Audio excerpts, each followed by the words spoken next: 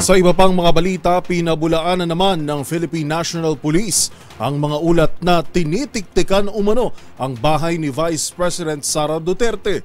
Magbabalita si Edniel Parosa.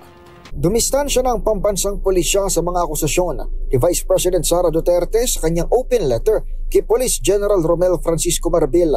Ayon kay PNP spokesperson Police Colonel Jean Fajardo, pinili na lamang ni Marbil na manahimik at magtrabaho para makatutok din umano ang kanyang mga tauhan sa mga dapat gampanan, lalo na sa panahon ng pagbangon mula sa Typhoon Karina at hanging habagat.